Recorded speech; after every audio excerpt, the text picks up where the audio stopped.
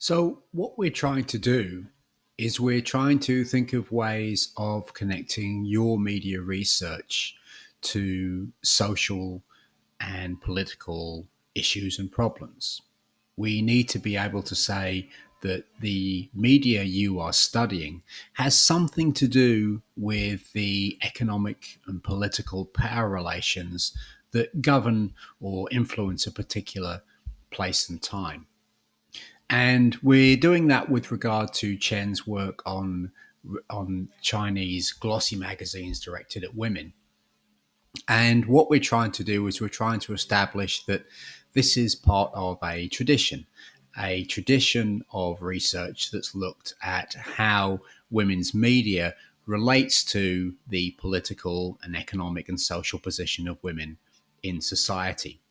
So the lesson is that what we need to do as media researchers is relate our research to social power relations, to try and historicize those social power relations if possible. And the third thing is that we can try and locate our research within a certain academic tradition.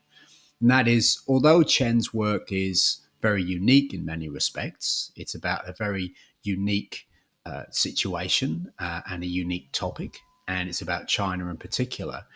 It's also related to a wider tradition that tries to mediate between women's, I suppose, material position in society, economically and politically, and the way that they use media.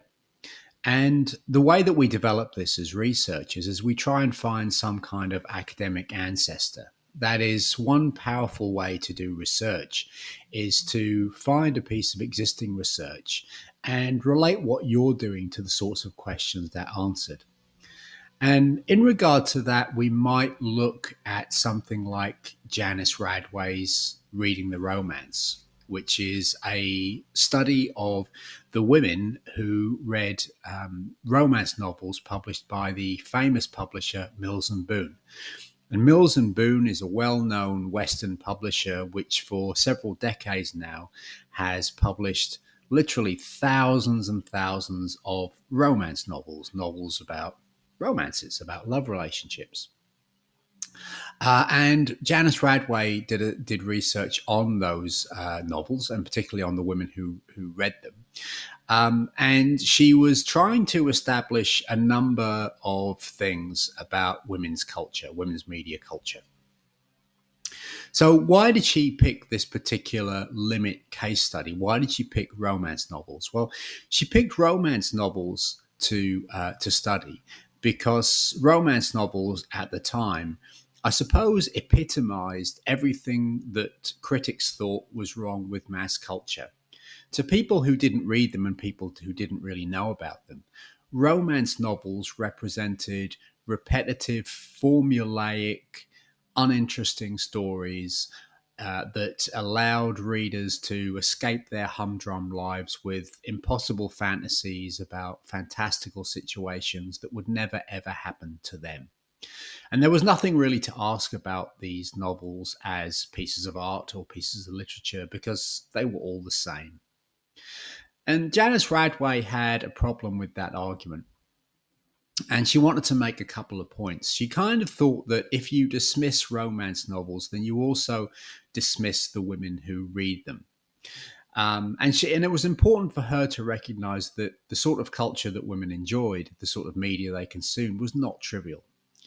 But she also wanted to argue that that culture, that media wasn't oppressive in any simple sense. It wasn't that Mills and Boon romances were quite often criticized for for relying on very stereotypical, heteronormative, patriarchal storylines, and anybody who didn't conform to that sort of romance was seen as being a kind of different and a little bit odd.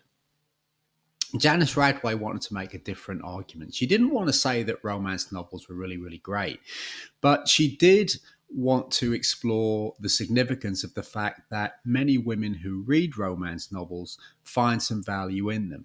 And when she began to talk to people, to women who read romance novels, what she found was that these romance novels were an important social resources for women who were locked in the home. Now, I don't mean locked in the home literally, but I mean for a generation of women whose economic role was to be a homemaker in consumer society.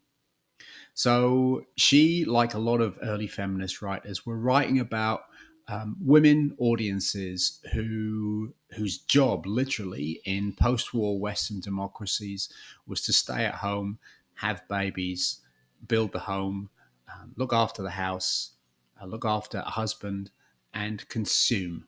We have the connection between the figure of the woman who works at home, the housewife, for want of a better phrase, and the growth of consumer society. So the housewife is seen as being an important economic figure. The work that she does in the home, the fact that she stays at home, looks after the home, and consumes, is an important economic driver in post war Western liberal democracies. And what Radway wanted to explore was how the appeal of romance novels related to that, I suppose you'd call it, an objective social situation.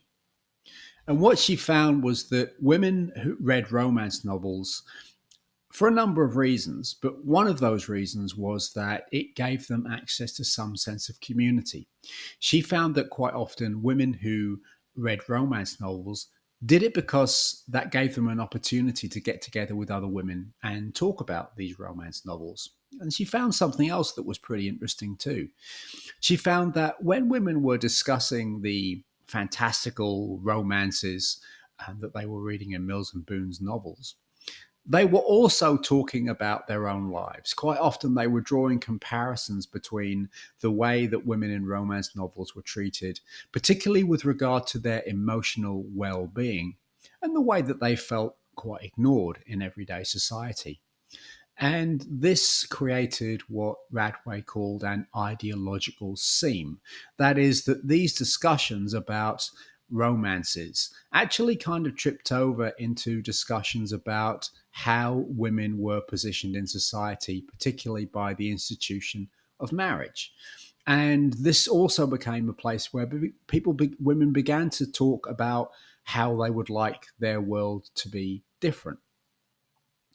So what Radway talked about really was the way that the sorts of conversations that women were having about romance novels and the sorts of value they placed in those novels had something to do with their economic and social place in society.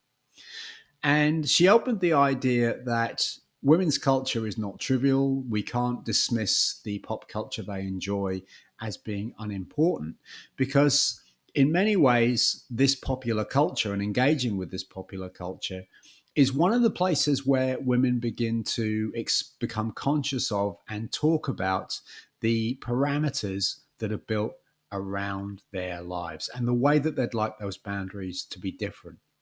So, this issue of how women use media to discuss their objective social place in capitalist, consumer, patriarchal societies is an important general principle, which we can see running throughout media studies ever since then.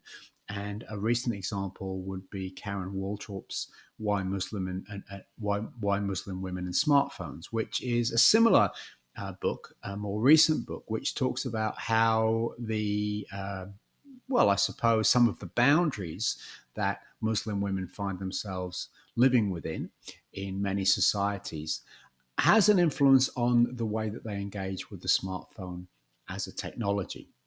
So, what we can see before we get to Chen is that there's a history of feminist research or research about women's media that makes a real point of looking at the relationships between particular and what many people would call peculiar forms of popular culture and the social and economic situations that particular groups of women find themselves living within. So, this is indicative of 2 points. Firstly, that good media research makes a connection between media representation, media use, and the social world.